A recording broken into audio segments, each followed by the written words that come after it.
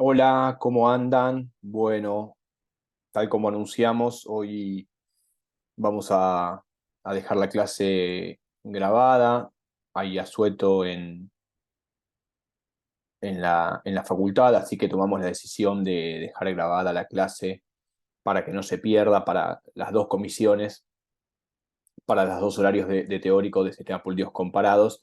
Y la clase que nos correspondía hoy, discutir un poco hoy, era la apertura precisamente de la unidad 5 sobre sistemas de gobierno, sobre presidencialismo, parlamentarismo, semipresidencialismo. Si bien vamos a estar a lo largo de la unidad y conectando ya obviamente con lo que hemos visto y con lo que sigue, más abocados a pensar un poco más el presidencialismo, cuestión que también se va a ver con el próximo texto de Manwaring and Sugar, el de Novaro, Nicolás Cherny y Germán Feirenhead. Es decir, que vamos a estar un poco rondando la discusión sobre el presidencialismo, que es lo que más nos ocupa, obviamente, en nuestro país y en América Latina en general, ¿no?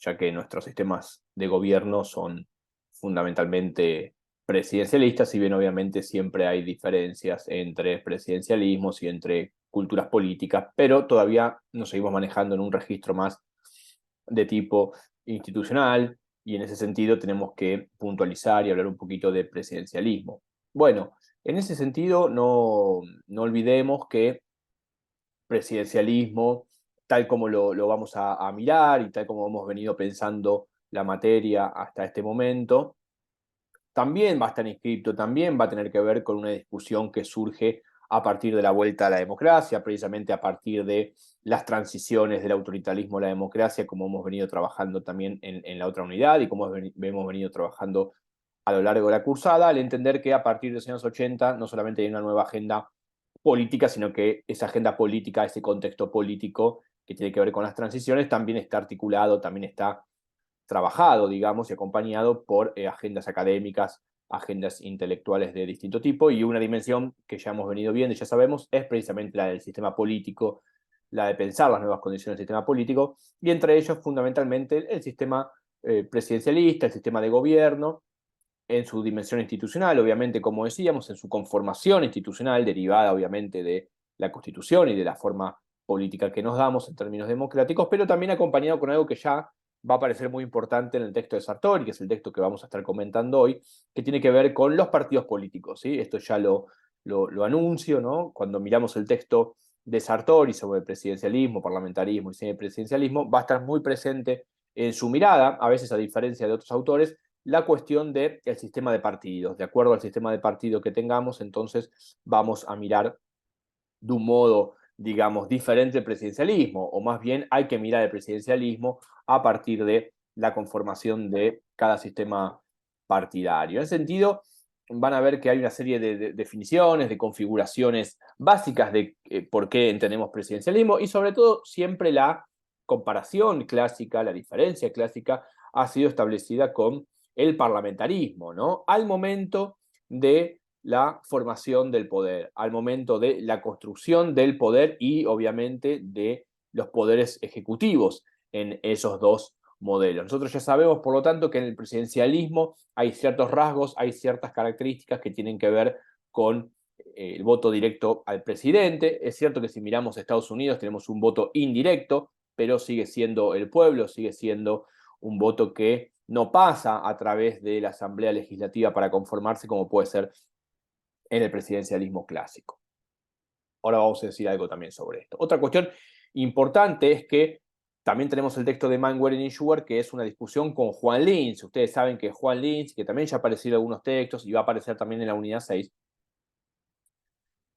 ha sido un autor muy importante porque justamente es uno de los primeros que coloca la discusión en términos de, vamos a decir así, presidencialismo versus parlamentarismo. En la idea que tiene Linz de la estabilidad política, de mirar los sistemas políticos en términos de su fortaleza, debilidad y por supuesto mirando las dictaduras, los autoritarismos, los golpes de estados, Linz tiene una idea, tiene una hipótesis de que para él precisamente los presidencialismos son institucionalmente más débiles y por lo tanto generan condiciones de posibilidad de menor estabilidad. En contrario, dice Linz, los parlamentarismos, al ser más flexibles, al permitir un juego de cambio de poder, si un gobierno determinado está en crisis, presentan una fortaleza por su debilidad. Y en cambio, el presidencialismo presenta debilidades por su rigidez, por su imposibilidad muchas veces de cambiar el rumbo a mitad de camino. Porque justamente,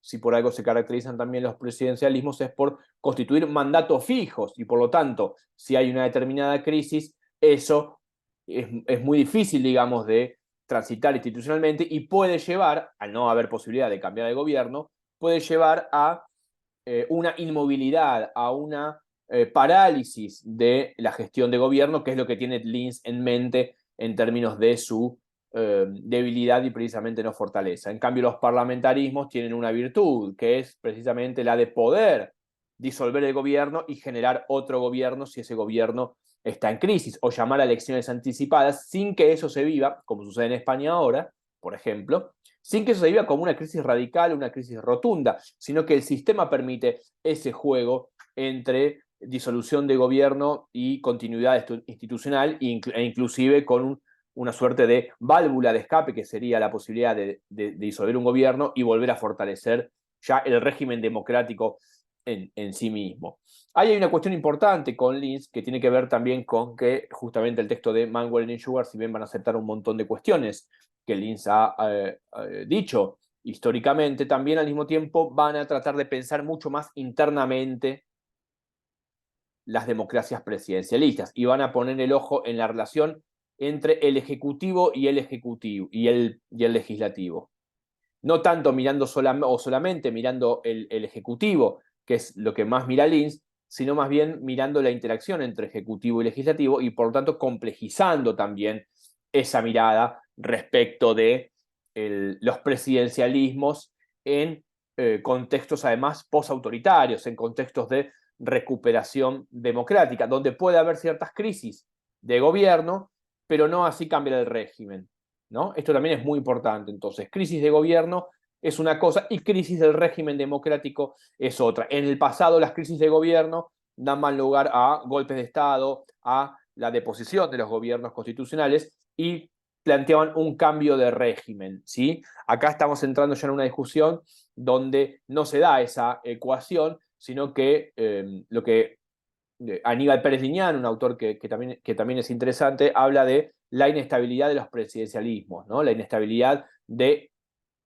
sistema, no el sistema de gobierno, sino de los gobiernos, pero no la ruptura del régimen. Bueno, eso también va a estar un poco planteado más adelante, ¿no? Con respecto entonces a lo que plantea Sartori en su texto, tener en cuenta los aportes de Linz como el eje por donde va la cuestión, y al mismo tiempo, es decir, el debate, el mojón que planteó Linz en su momento y a partir del cual se rearticuló todo el debate sobre el presidencialismo y el parlamentarismo. Y una cosa que Manwell y Sugar también van a decir es, no podemos al mismo tiempo no prestar atención, y también lo va a decir Sartori, por ejemplo, a las desigualdades económicas, por ejemplo, a los contextos no solamente institucionales, sino a las culturas políticas y las culturas partidarias, es decir, ampliar un poco la mirada. No podemos quedarnos solamente pensando si es presidencialismo sí, parlamentarismo no, o viceversa. Son miradas que, la de Linz, efectivamente, un poco reductiva para estos autores que van a querer plantear, dar una discusión en un sentido un poco más profundo, que vaya más allá, ¿no?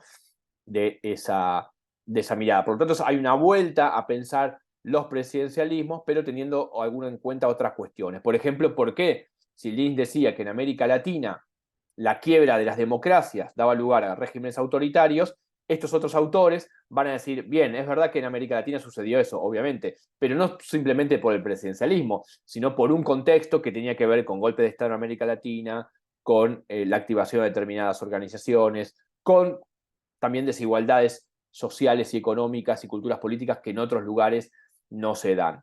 Entonces, esa mirada es un poco más compleja, es una mirada más articulada que viene a traer más elementos para pensar la cuestión de el presidencialismo en un nivel más complejo. Ahora, cuando Sartori plantea obviamente la cuestión, va a querer dejar asentadas una serie de criterios, una serie de cuestiones. En principio, esto que decíamos antes, el presidente no comparte el poder. En el presidencialismo, el gobierno que sale electo gobierna y la oposición es oposición. La oposición espera, digamos, y en todo caso vuelve a presentarse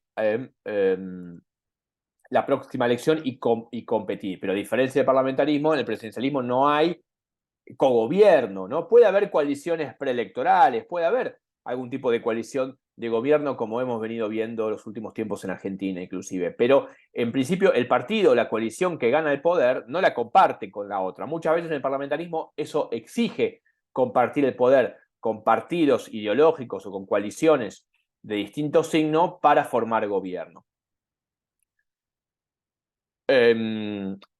Otro criterio, el jefe del Estado es el jefe de gobierno.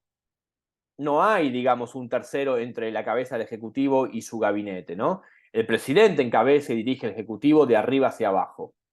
El presidente elige a sus ministros y no los tiene que consensuar con el ámbito parlamentario. Por lo tanto, lo que vemos, y este es un poco el eje que yo quiero que desde la cátedra que vayan tomando, que vayan incorporando, es las diferencias realmente que hay entre el presidencialismo y el parlamentarismo. Seguramente habrá pros y contras en los dos lados, ¿no?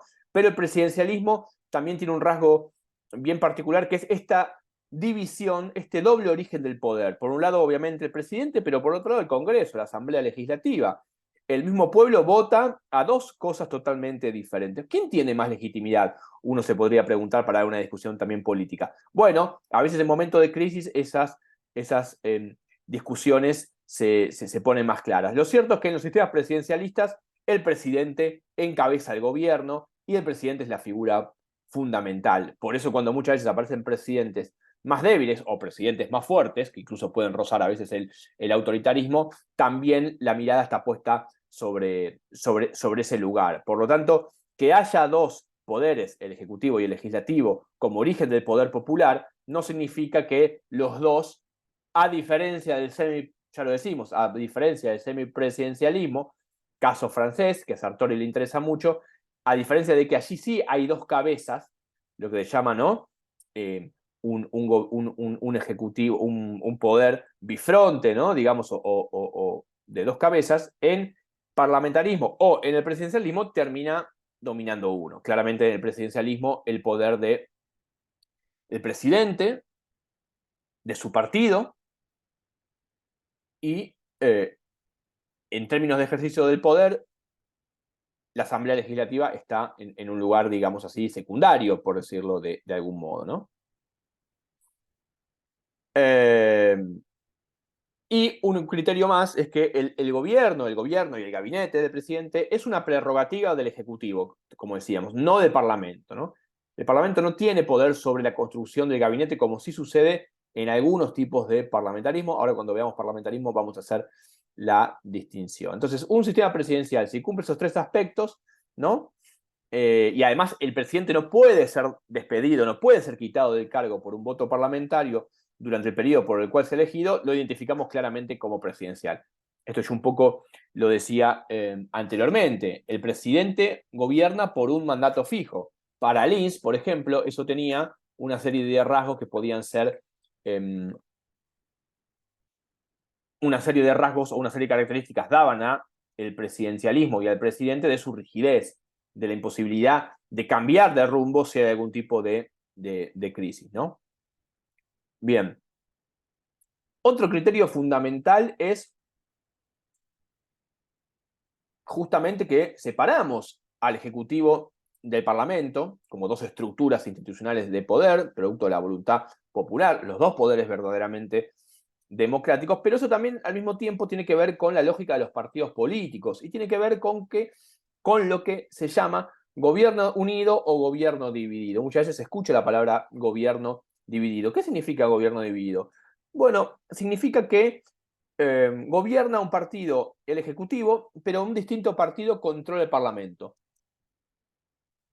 Y al revés, un gobierno unido es aquel gobierno, aquel Ejecutivo, que al mismo tiempo controla el Parlamento, su partido, que básicamente o tiene mayoría parlamentaria o logra dominar el Parlamento a partir de una serie de estrategias de tipo coalicional, de tipo parlamentaria, que precisamente le impide salir de la idea de gobierno dividido. ¿Por qué?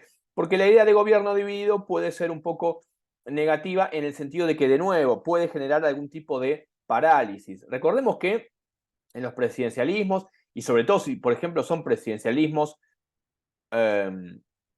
bipartidistas o tendiendo hacia el bipartidismo, la idea es siempre garantizar el poder, tener un control sobre el poder, que el gobierno pueda funcionar, incluso en periodos cortos, como son 4 años, donde los gobiernos se proponen hacer cosas que muchas veces no llegan a hacerla. Entonces, el problema del estancamiento, el problema de la debilidad presidencial, el problema de un gobierno dividido, y un gobierno dividido, sobre todo si el presidente tampoco tiene control sobre sus parlamentarios, no tiene una ascendencia fuerte directa sobre los propios legisladores que están en el Parlamento, en un contexto inclusive aún peor de gobiernos indisciplinados o de partidos indisciplinados. No es algo que también Mangual y Sugar van a tomar. Ahora bien, esta cuestión del partido indisciplinado es importante porque Sartori hace una mención ahí interesante, es un parlamentarismo. Es imposible que funcione con partidos indisciplinados, con partidos no disciplinados. ¿Por qué? Porque la propia gimnasia, la propia lógica del parlamentarismo, existe partidos disciplinados que puedan cooperar para formar gobierno. En un presidencialismo eso se habilita un poco más, e inclusive a veces puede ser, en algunos rasgos, positivo que haya algún tipo de indisciplina partidaria, pero en general la estabilidad de un gobierno, la posibilidad de gobernar, va a tener que ver con que haya una disciplina partidaria, ¿sí? Sobre todo cuando el partido del presidente es mayoría y por lo tanto hablamos de un gobierno unido. Ese es un punto importante. Entonces, gobierno unido, gobierno dividido, ¿no? La idea de que el Ejecutivo controla el Parlamento, por lo tanto, se basa en una idea en que la noción de mayoría, también criterio muy importante, estamos hablando de mayorías y minorías, estamos hablando de dinámicas propias de la constitución política y de la lógica política democrática. Entonces, la idea de que el Ejecutivo controle el Parlamento se basa en la noción de mayoría como algo positivo, que da cuenta de un gobierno que actúa unido y cohesionado, ¿no? Un gobierno que actúa fragmentado, que actúa dividido, pasa al gobierno de Alberto Fernández, vamos a poner en concreto nuestra experiencia, es un gobierno con muchas imposibilidades para gobernar, para tener el mando, para llevar adelante sus políticas, que fue por lo que fue votado simplemente durante 4 años. Luego, si se reelige o no se reelige, por ejemplo, en México el presidente no se puede reelegir, está en la Constitución, en Argentina sí, en Brasil también, etc. Estados Unidos también. Ya son diagramas e institucionalidades constitucionales de tipo diferente. En principio, eso lo dejamos aparte, si hay balotaje o no hay balotaje, ¿no? Bien.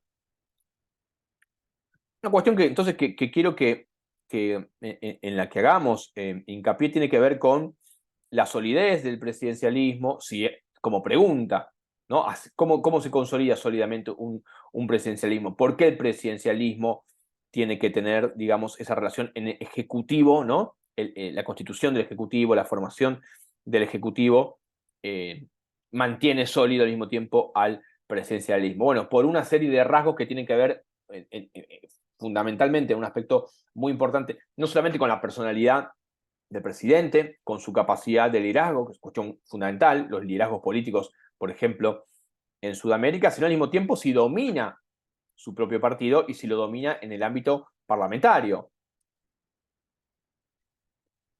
El sistema de partidos es muy importante para pensar esta cuestión de el gobierno dividido. ¿Por qué? ¿Qué pasa en Brasil? Va a decir Sartori, y sigue pasando hasta hoy. Miremos la experiencia con Dilma Rousseff y luego el triunfo de Bolsonaro. El sistema partidario brasileño es un sistema partidario muy particular, muy fragmentado. Existen partidos o algunos partidos que es lo que se llama partidos do aluguel, o sea, partidos de alquiler, que los políticos utilizan como plataformas para constituirse, ¿no? En ese ámbito, pero luego, al mismo tiempo, desde una debilidad partidaria, ¿no? Son partidos muy indisciplinados, con poca lógica orgánica interna, que tienen entonces un impacto sobre el presidente. El presidente, cuando gobierna, se encuentra con un sistema de partidos que funciona de un modo muy diferente a la Argentina, que todavía inclusive sigue funcionando con cierta lógica bipartidista o bicoalicional, que por cierto le da una cierta fortaleza, le da una cierta estabilidad. Bien.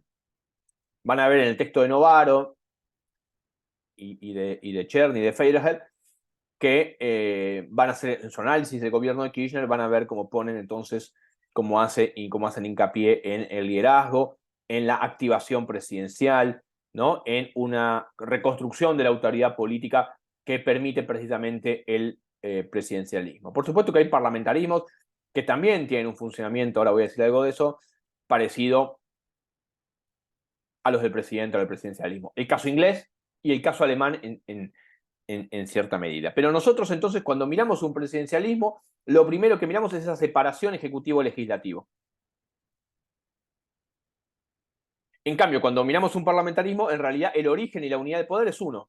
La gente vota, la ciudadanía vota, líderes vota parlamentarios, vota legisladores, y de esos legisladores, de la votación de los partidos que saquen, del partido que saque, o de los partidos que saquen más votos, a partir de así en general se van a hacer gobiernos de coalición. Pero el origen del poder es uno. Luego el primer ministro va a salir de la coalición, el debate que haya para formar gobierno de los distintos partidos. Pero en ese sentido no hay una doble legitimidad, por decirlo de algún modo. De allí también para pensar la cuestión del gobierno dividido, del gobierno unido. Bien. Esto como para tener, ¿no?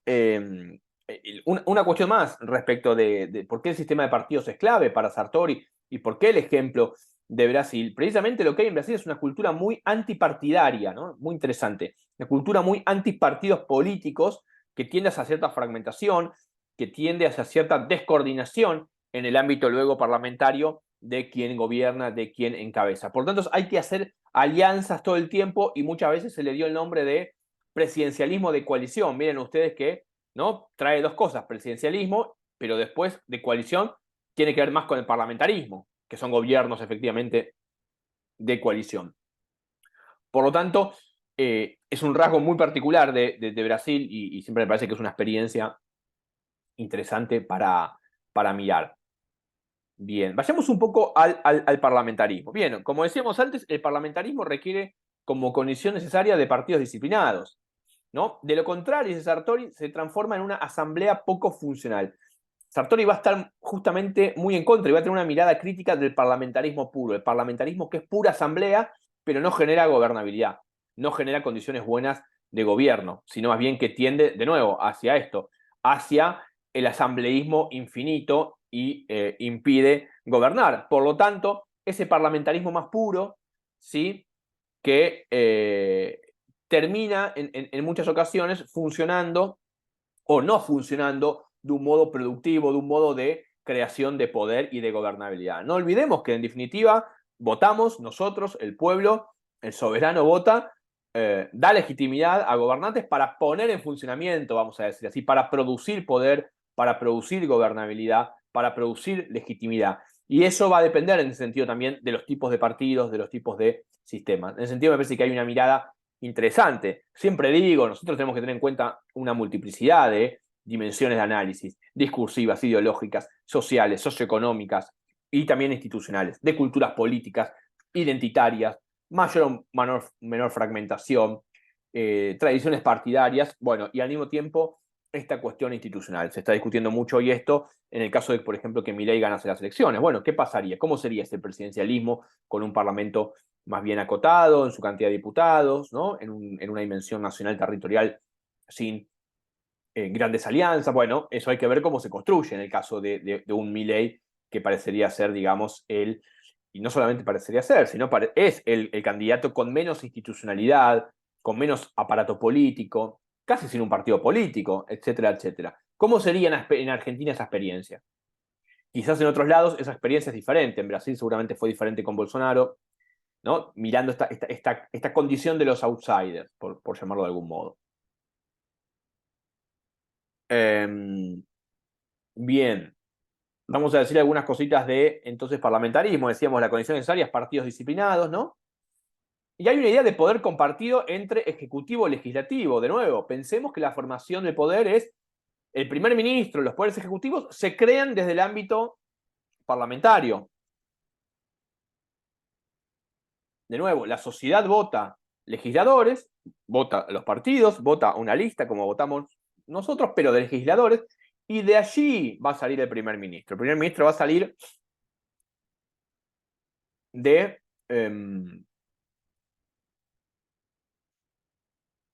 del consenso que haya de estos partidos. Por ejemplo, vamos a poner el Partido Socialdemócrata y el Partido de los Verdes en Alemania, por poner un ejemplo. Si a esos dos partidos por sí solos obviamente no les alcanzan los votos, pero juntándose les alcanza el porcentaje de votos para formar gobierno, bueno, va a ser una coalición entre verdes y socialdemócrata que seguramente tienen muchos puntos en común. El primer ministro saldrá de ahí. Quizás si la socialdemocracia tiene más votos y el Partido Verde es el segundo con más votos, o el tercero con más votos, pero esos votos le alcanzan para aliarse, para coalicionarse y constituir el gobierno de coalición entre socialdemócratas y verdes. De todos modos, quizás en general el primer ministro va a ser del partido que aporta más votos, en este caso de la socialdemocracia. Pero puede pasar que el primer ministro, quizás no en Alemania, pero en otros lados, como Italia, por ejemplo, puede pasar que el primer ministro sea de un partido que está dentro de esa coalición y no es el que más votos trae a la coalición para formar gobierno. Por lo tanto, ahí aparece un aspecto interesante que es muy diferente con nosotros, con el presidencialismo, que en nuestro caso detectamos muy rápidamente.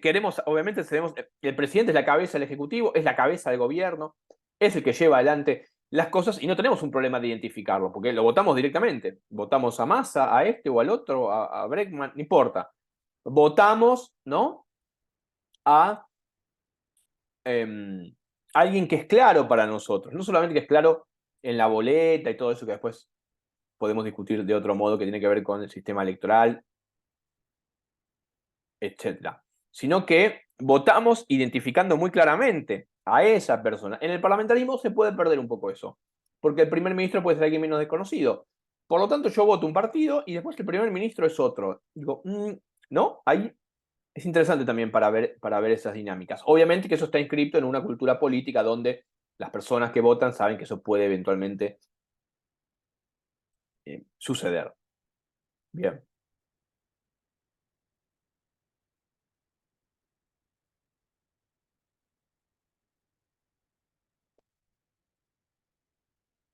Bueno, decíamos entonces parlamentarismo y el tema de también la duración de los gobiernos, ¿no? Es un aspecto clave. Recordemos que en los presidencialismos en general son mandatos fijos y en el parlamentarismo, si bien también hay obviamente un periodo de gobierno determinado, 4, 5, 6 años, sin embargo, puede haber cambios en el medio precisamente por esta capacidad flexible. Si las coaliciones que forman un gobierno determinado le quitan, o una de esas coaliciones le quitan lo que se llama el voto de confianza a ese propio partido o coalición de la que están formando parte, es muy probable que se tenga que volver a llamar a elecciones y que se tenga que volver a elegir un nuevo primer ministro. Veamos entonces los tipos de parlamentarismos que hay. Básicamente, Sartori define tres: parlamentarismo inglés, lo que se llama el parlamentarismo puro, ¿no? Que para él, de nuevo, es un mal gobierno porque es la asamblea que no gobierna, es la asamblea que está todo el tiempo deliberando sin poder gobernar, o que cae en esa deliberación permanente, y el parlamentarismo controlado por los partidos, ¿sí? Habría allí entonces tres dimensiones. ¿Cómo se comparte el poder? También es la pregunta, obviamente, en el caso de el parlamentarismo. Bueno, si la primera referencia es el sistema inglés, es un sistema más bien bipartidista, ¿sí? Que es un sistema electoral que tiende al bipartidismo. Existe disciplina partidaria y por lo tanto el parlamentarismo inglés termina funcionando más como un tipo de presidencialismo, ¿no? Por sus rasgos bipartidistas, porque no hay que gobernar con otros partidos, gobiernan los Whigs o gobiernan los Tories, es decir, gobiernan los laboristas o gobiernan en general los conservadores. Por lo tanto, la dinámica política, ¿no?, es lo que se llama, lo que Sartori va a llamar un primero encima de sus desiguales. El primer ministro inglés es un primero, es un primus, encima de sus desiguales, por encima de los otros partidos. Por lo tanto, la dinámica política que tiene que ver con el sistema de partidos, pero también tiene que ver con el sistema electoral, que produce básicamente un bipartidismo, se parece mucho al presidencialismo.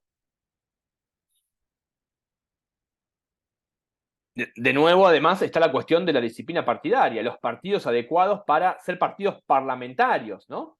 Son los que se mantienen unidos, ¿no?, a su gobierno, a su gabinete. Por eso también el sistema inglés se llama de gobierno de gabinete, ¿sí? Funciona muy parecido al presidencialismo, porque no necesita formar coalición con otros partidos. El sistema electoral produce un ganador en general único por mayoría relativa, que ese entonces no tiene que compartir el poder. No, no hay gobiernos de compartir el poder, no hay gobiernos de coalición, hay gobiernos de partido único. O gobiernan unos o gobiernan los otros. ¿Qué hacen los otros? Se oponen, son oposición, están en el Parlamento, ¿no? Discuten y esperan su momento, las próximas elecciones en general, para poder competir y colocar su agenda, pero no forman parte del gobierno. Por eso también recordemos siempre que en la lógica del parlamentarismo en su relación con el presidencialismo, también hay una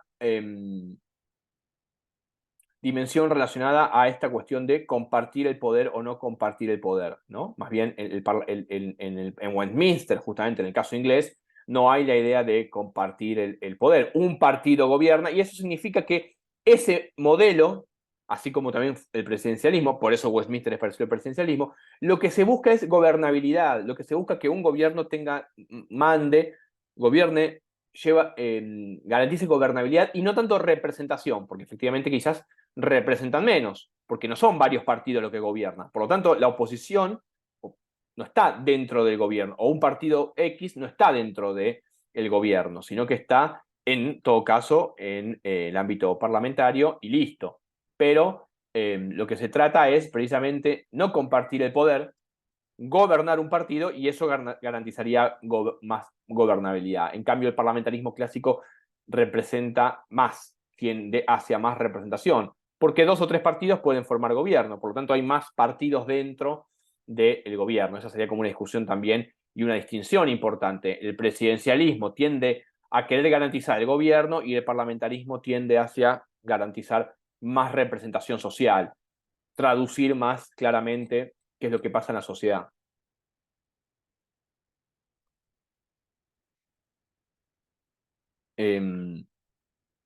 Bien. Entonces,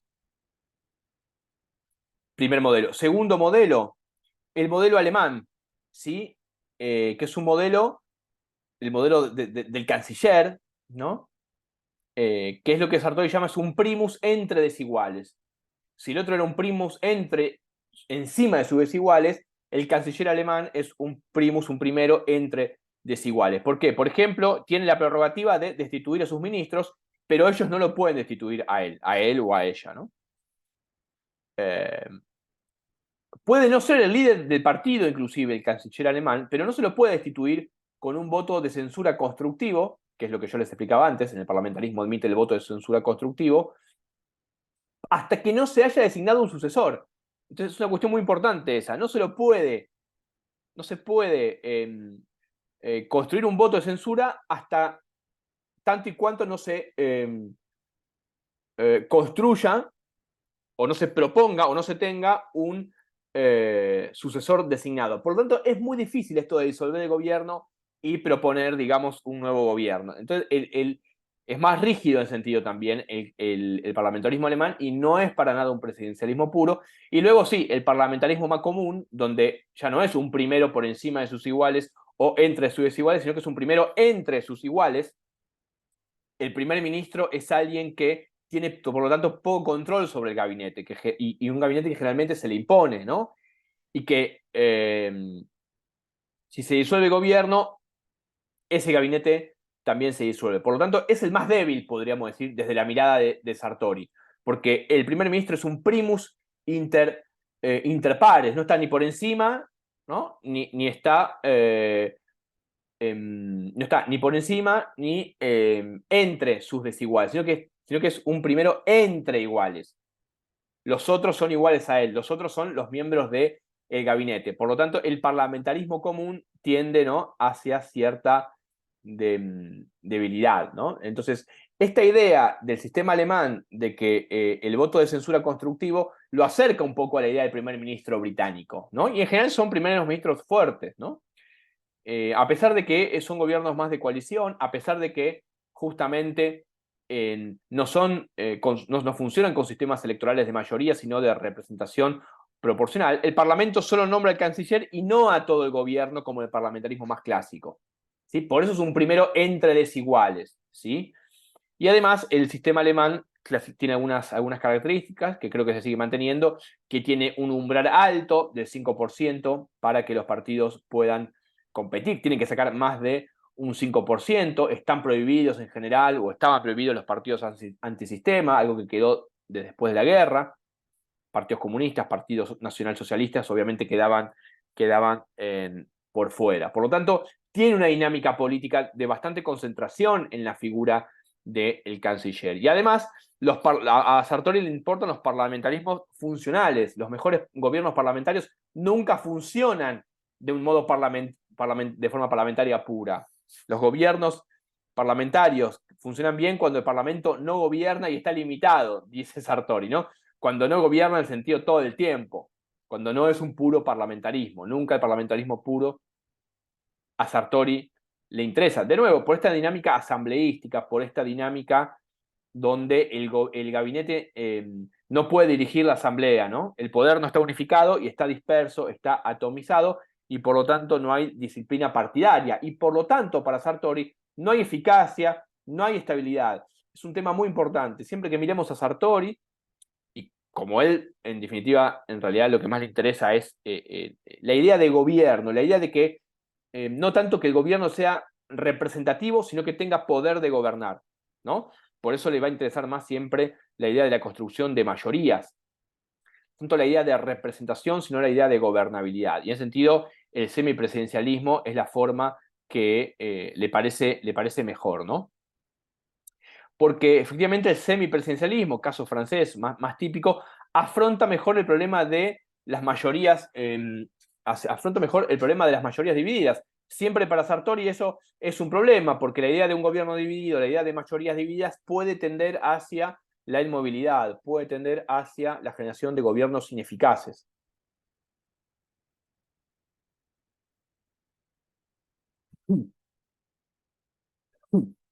Perdón.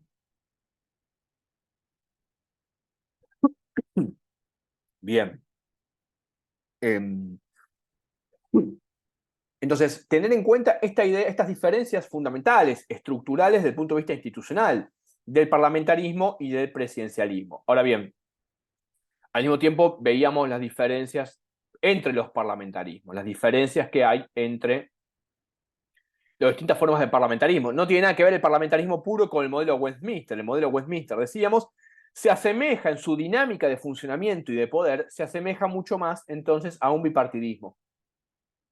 La lógica es bipartidista, por lo tanto se parece más a la democracia norteamericana en ese sentido, o a un presidencialismo latinoamericano de dos partidos, que a un parlamentarismo donde lo que Sartori ve es que puede funcionar de una forma menos eficaz, menos garantizando el gobierno. Y por último, el semipresidencialismo, ¿no? que para Sartori es muy importante porque, si bien tiene dos cabezas, precisamente el semipresidencialismo, ¿no? Lo que se llama un gobierno de dos cabezas, una estructura institucional de dos cabezas.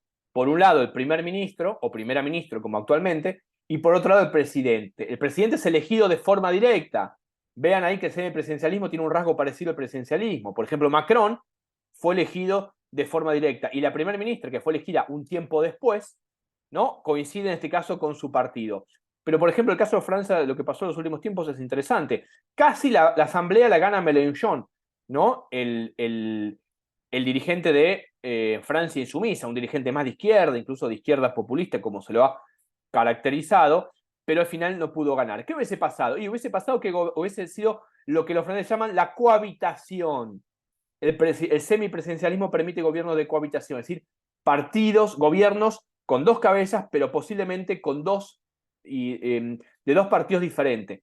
El primer ministro de un partido, de una orientación, y el presidente de otra. En los dos casos, los dos obviamente votados por el pueblo, pero el presidente del semipresidencialismo es votado de forma directa, como el presidencialismo, pero tiempo después, creo que es un año y pico después, se vota la asamblea, y la asamblea puede tener un primer ministro que tiene importancia y tiene poder al momento de gobernar, no es meramente decorativo, al contrario, podría haber sido de distinto partido. En este caso fueron de el mismo partido, ¿sí? Por eso también uno escucha mucho, funciona como un presidencialismo en un punto, uno está atento y sabe que el que gobierna es Macron y realmente no se acuerda mucho quién es la primer ministro o el primer ministro. Por lo tanto, tiene un rasgo bastante presidencialista. Ahora, para Sartori el semipresidencialismo es importante porque afronta mejor el problema de las mayorías divididos. Es una solución mixta al presidencialismo puro y al parlamentarismo puro. Vean que a Sartori siempre el presidencialismo puro y el parlamentarismo puro no terminan de cerrarle, ¿no? No terminan de, sobre todo en el presidencialismo, en el parlamentarismo es muy crítico si esa pureza transforma el parlamentarismo en un gobierno puramente asambleario y no permite gobernar. Entonces, el modelo de la Quinta República Francesa es el punto de partida, es el común. Bien, entonces el presidente puede compartir o debe compartir muchas veces el poder con el primer ministro, que el primer ministro es sostenido por la asamblea y el presidente ha sido votado de forma popular. Por lo tanto, ahí tenemos de nuevo lo que se llama autoridad dual, dos cabezas que son desiguales y oscilan de un lado a otro. Las oscilaciones reflejan el estatuto mayoritario de uno a otro. Eso es lo que se llama la cohabitación, ¿sí? Es un ejecutivo bicéfalo en un sistema que oscila. Y por otro lado, para Sartori también es importante porque divide el poder monocéntrico del presidencialismo. Va a dividir el poder monocéntrico en estas dos cabezas, lo que le da más juego, lo que le da más respiración eventualmente a un gobierno con mayorías divididas. El poder puede oscilar de un lado a otro.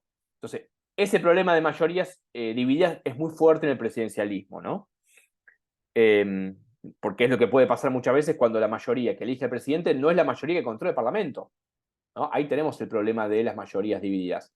El partido del presidente puede no controlar el Parlamento, puede en el medio haber elecciones parlamentarias, elecciones a Congreso y perder esa mayoría eventual que tenía el presidente y por lo tanto terminar la mitad de su mandato con una oposición a su propio eh, gobierno. Por lo tanto, el semipresidencialismo evita el estancamiento al que puede conducir el presidencialismo, porque la cabeza del gobierno puede oscilar de un lado a otro y evitar la ineficacia, evitar sobre todo, solamente la ineficacia, sino evitar el parate, evitar que no se gobierne, ¿no? Entonces, los franceses inventaron esa solución, que es el semipresidencialismo, donde el poder puede oscilar. Les voy a leer la definición de Sartori, ¿no?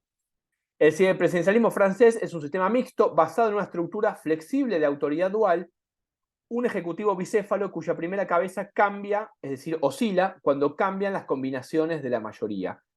Con una mayoría unificada, como sucede hoy, el presidente prevalece. A la inversa, con una mayoría dividida, el que prevalece es el primer ministro. Por lo tanto, resolvería en parte el problema de las mayorías divididas. Se resuelve en esa oscilación de una mayoría a la otra al reforzar la autoridad de quien, por lo tanto, obtenga la mayoría. En ese sentido, el semipresidencialismo es mejor que el presidencialismo porque resuelve o enfrenta mejor este problema de las mayorías divididas.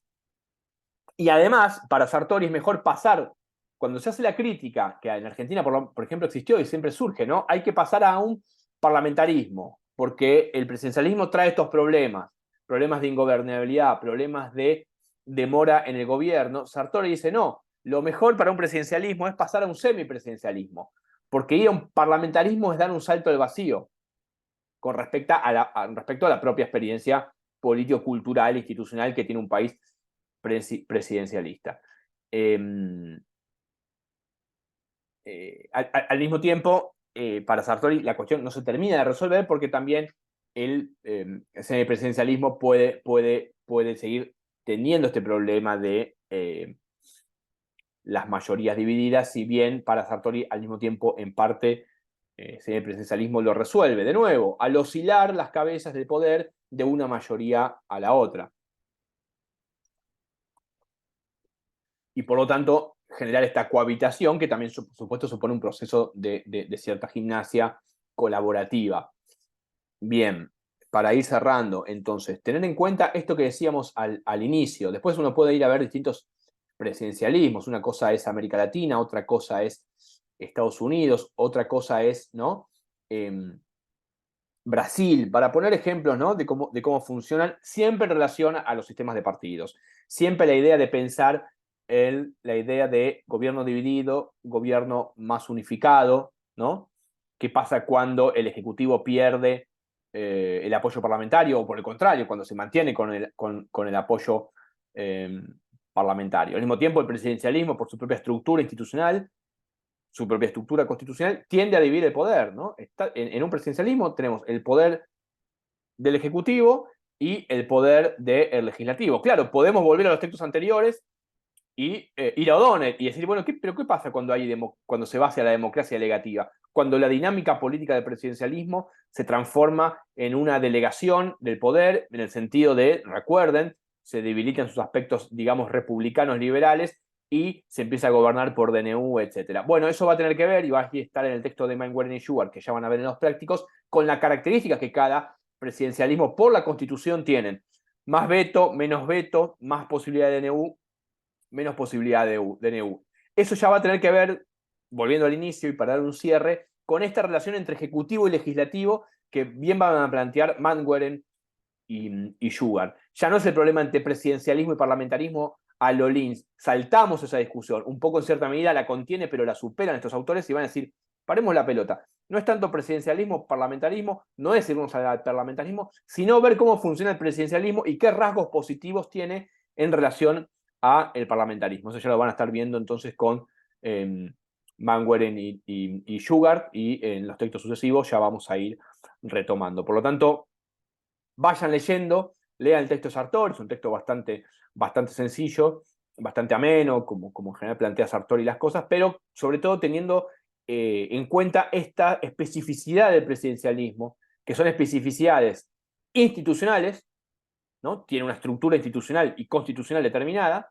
y por lo tanto eso habilita a un tipo de juego político, tiene que ver con un sistema electoral, tiene que ver con un sistema que tiende muchas veces al bipartidismo, pero también tiene que ver con cómo se construye ese sistema de partidos, más estables, menos estables, más orgánico, menos orgánico, y con culturas partidarias más o menos disciplinadas. Todo ello va a tener que ver con la estabilidad, que es lo que le importa a Sartori. Estabilidad no en el sentido conservador, estabilidad en el sentido de capacidad de producir gobierno, aunque Sartori es un autor un poco conservador, lo que está queriendo decir, lo que queremos llamar la atención es capacidad de gobernar, ¿sí? Capacidad de gobernar con mayoría propia, no compartiendo el poder como sucede en el parlamentarismo. Por eso es muy importante esta cuestión del gobierno dividido y de mirar los presidencialismos en su relación entre el Ejecutivo y el Legislativo. De allí obviamente se van a derivar si son gobiernos de coalición, si son gobiernos de partidos sin coalición, si va a haber mayoría absoluta, si va a haber balotaje. Ya ahí entramos en los rasgos más específicos, como pueden ser los distintos arreglos institucionales y los distintos tipos de cultura política. Todo esto siempre integrándolo, siempre mirándolo desde la tercera ola de la democratización, de la vuelta a la democracia, y pensando justamente que ese debate entre parlamentarismo y presidencialismo estuvo muy presente. Por eso yo digo, después pasó a una discusión más adentro del presidencialismo, con Manwaring y Shugart, con Pérez Liñán, con O'Donnell, con muchos otros, diciendo, la discusión no es presidencialismo o parlamentarismo, sino yendo a ver qué rasgos constitucionales y políticos tiene ese presidencialismo de cara a su fortaleza o de cara a su debilidad. Bien. Bueno, por ahora dejamos acá. Como les dije, subimos el material. Esta clase es la que reemplaza al teórico de el 9 y el 10, ¿sí?